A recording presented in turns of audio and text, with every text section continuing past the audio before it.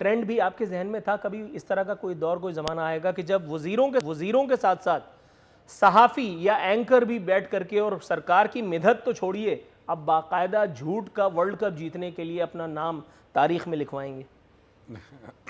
बिस्मिल्लाहिर्रहमानिर्रहीम।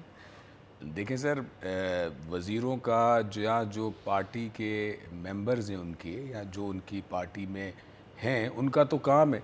अब जाहिर सी बात है, उसकी लीडरशिप कबूल किए, सच्ची या झूठी, तो उसके स्टांस पे खड़े रहेंगे, बात करेंगे। लेकिन ये सहाफ़ियों का जो हम आजकल देख रहे हैं, बड़ा अफसोस हो रहा है। और ये अफसोस, इसकी दो वजूहत हैं। आप सब बड़े भी हैं और ज़्यादा आप समझदार भी हैं।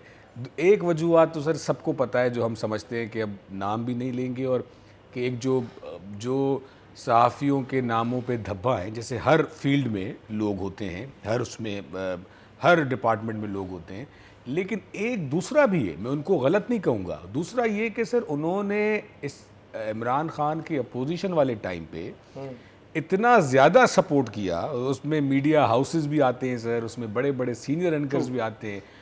और क्योंकि उसकी वो बातें ऐसी थी, वो ऐसी झूठे दावे, तो वो समझ रहे थे कि भाई वो जो इमरान फैन फॉलोइंग था उस दौर में, कि भाई बस ये बिल्कुल सच्चा है और बाकी तमाम झूठे हैं। और ये जो कह रहा है ये बिल्कुल ही। और हमने तो ये, आपको याद होगा, पाकिस्तान पीपल्स पार्टी वाहिद पार्टी थी, जैसे इनकी हुकूमत आई तो पूरा एक साल बग़ैर क्रिटिसिज्म पे इनको हमने दिए थे कि भाई हम क्रिटिसिज्म 3 महीने जो पहले 90 डेज हैं वो नहीं करेंगे। We want give the government क्या पॉलिसी दे रही है, फेडरल गवर्नमेंट क्या कानून बना रही है, हम तो उस पे थे। अब ये 3 साल हो गए सर, 3 साल आप कोई एक तो दिखाएं। अच्छा, जो एक आप इनकी बड़ी समझदारी चेक किया करें, बहुत ज़्यादा इनके बड़े बड़े सीनियर मिनिस्टर्स हमारे साथ होते हैं कॉन्फ्रेंसेस में। अभी लोकल नेशनल कॉन्फ्रेंस हुआ था, हम सब साथ थे उसमें। तो इनकी बड़ी एक समय, ये पहले ही अपनी स्पीचेस में अपने ऊपर अटैक कर देते हैं कि भाई हमारी ये गलती थी और हम ये मान रहे हैं, ताकि बचाए नीचे से कोई कह दे, या कोई हमारे बाद जो स्पीच करे वो कह दे, या मीडिया हमें सवाल कर दे कि भाई आपने तो ये कहा था कंटेनर पे, या आपके प्राइम मिनिस्टर ने, या आपके लीडर्स ने। तो ये खुद ही पहले मान लेते कि हमारी बहुत बड़ी गलती थी कि हमने लोकल गवर्नमेंट इलेक्शन नहीं करवाया, हमारी बहुत बड़ी गलती थी कि हमने मीडिया हाउसेस को बैन करवाया। तो ये इनका एक वो तौर तरीका है सर। और फिर इनका एक दूसरा आप देखा करें कि कोई भी इनकी हुकूमत में 0.0% भी कोई फाउल हो, कोई गलती हो, ये फ़ौरन पिछली गवर्नमेंट में आते हैं कि भाई ये क्योंकि पीपल्स पार्टी और नवाज शरीफ साहब की गवर्नमेंट का हम भुगत रहे हैं।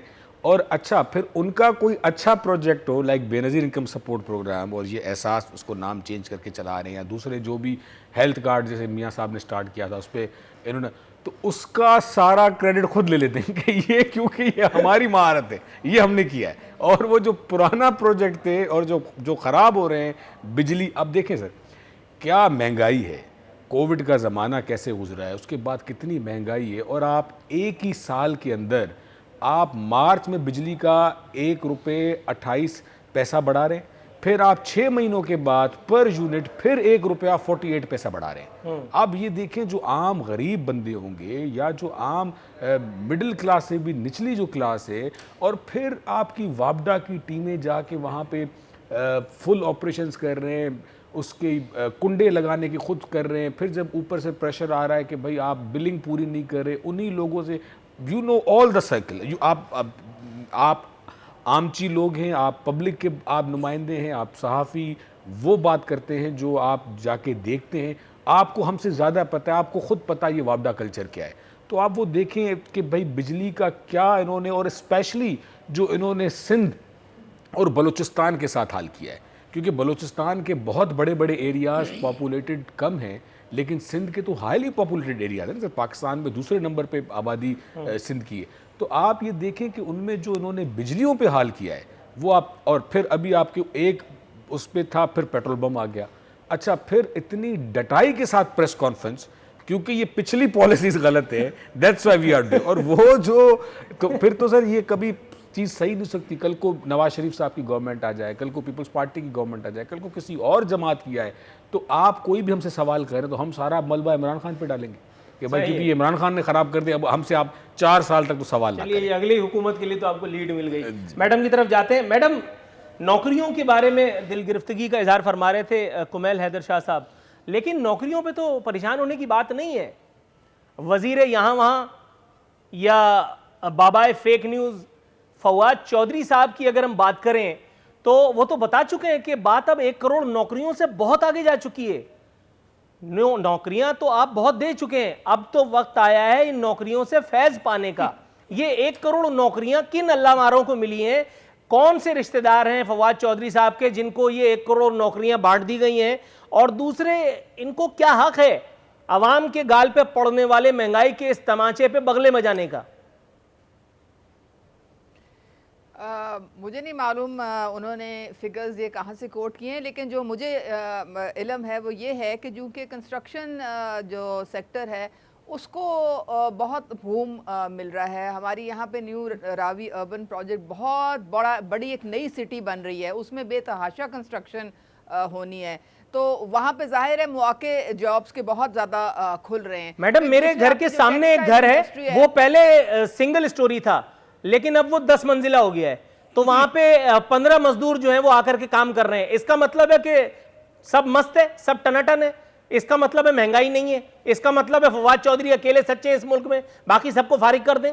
उसमें नूरुल फारूफीन, आप की जब कंस्ट्रक्शन होती है उसमें सिर्फ मजदूर नहीं होते, उसमें 40 ऐसे सेक्टर्स हैं जो कि इन्वॉल्व होते हैं। आपके वो जो आबादी आप बसाने की बात कर रही हैं, अगर उस आबादी में 1 लाख लोगों को, हालांकि ऐसा हो नहीं सकता लेकिन चूंकि आपसे वास्ता है इसलिए मैं आपके लिए हुस्न ज़न की इंतहा पे पहुंच जाता हूं, मान लिया 1 लाख आदमियों को नौकरी मिली, ये 1 करोड़ कहां खपाएंगे?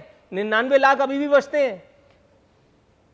नहीं, अभी 1 करोड़ को तो अभी नहीं मिली है, मेरे ख्याल में ये थोड़ा मुगालता है। ये बाबा फेक न्यूज, यानी कि खुद फेक न्यूज फैला रहे हैं। वजीर इंफॉर्मेशन खुद डिसइंफॉर्मेशन फैलाने लगे, इतना झूठ बबांग की दौल बोलने लगे, उज़मा कारदार को ऑन एयर कहना पड़े, तरदीद करनी पड़े, तो फिर इमरान खान को नोटिस लेना बनता है ना मैडम। देखिए, बात सर ये है कि मैं तो बड़ी रियलिस्टिक हूँ, डाउन टू अर्थ हूँ, जो एक्चुअल हकीकत है वो उस आप बिल्कुल ठीक कह रही हैं, सरिया उनकी गर्दन में। आप फैसलाबाद में फुल कैपेसिटी पे आपके टेक्सटाइल मिलें चल रही हैं, वहाँ मजदूर नहीं मिलता है कोई मिल ओनर्स को, तो वहाँ पे देखें ना बहुत उधर बूम तो आया है, वहाँ पे जॉब्स भी बहुत लोगों को मिली है ये इंडस्ट्रियल सेक्टर में, तो जहाँ जहाँ पे मिल रही हैं वहाँ पे आपको बात करनी चाहिए कि जी एडजस्टमेंट हो रही है। दूसरे सदीकुल फारूक साहब ने अभी वो नैब ऑर्डिनेंस की फिर गर्दान जो थी वो लापी है। देखें, ये जो नैब ऑर्डिनेंस 1999 के बाद एक हमारी हुकूमत है जिसने ये काले कानून को बगौल इनके चेंज करने की कोशिश की है, इसमें ज्यादा बेनिफिट तो इनके अपने लोगों को मिलेगा, एहसन इकबाल साहब को, ये राजा रेंटल साहब जो है, खाकान अब्बासी साहब हैं, इनको, इन लोगों को ज्यादा रिलीफ मिलेगा यहाँ पे। मालूम नहीं, पता नहीं किसकी बातें कर रहे हैं, मेरे तो ख्याल में इनको खुश होना चाहिए कि नैब पूछे लेते हैं, इसी मौके का फायदा उठाते हुए इनसे पूछे भी लेते हैं आपके साथ साथ। सिद्दीकुल फारूक साहब, सर नैब के ऐब गिनवाना छोड़िए, अब जरा थोड़ा सा आगे आ जाते हैं क्योंकि मौजू प्रोग्राम का महंगाई है, गरीब अवाम है, ये खवास की बातें हैं, नैब वैब इसको छोड़ दें। सर, फवाद चौधरी साहब कह रहे हैं कि परेशानी की कोई बात नहीं है, आज कीमतें ऊपर गई हैं तो कल को नीचे भी आएंगी, हमें एक कौम हो करके इस मसले से निपटना है। सर, इस बात पर कुछ कहना चाहेंगे आप, या मैं अकेले ही कहता रहूंगा?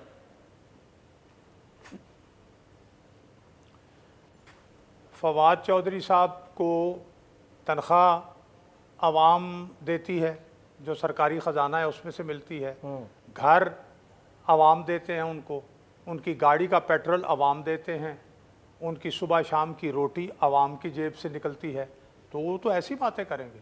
इमरान खान की भी रोटी वहीं से निकलती है और इनकी काबीना के लोगों की भी रोटी वहीं से निकलती है, और शहद भी भर रहे हैं। और सर, तो शहद क्या परवाह है, और पेट्रोल 400 रुपए लीटर हो जाए वो आवाम नहीं भर। शहद के पैसे कौन दे रहा है? पाकिस्तानी अवाम, वो भी तो दे रही है ना। और दूसरी बात सुने कि ये शहद के पैसे भी, वो भी जनाब अली, मैंने सुना है कि कश्मीर के इलेक्शनों में कुछ लोगों ने पैसे दिए तो उन्होंने कहा कि हमें नकद दें, फिर उनकी बात पूरी नहीं हुई तो अब वो पीछे फिर रहे हैं और वो पकड़ाई नहीं दे रहे शहद वाली सरकार, वो उन्हीं पैसों से शहद खरीदते हैं।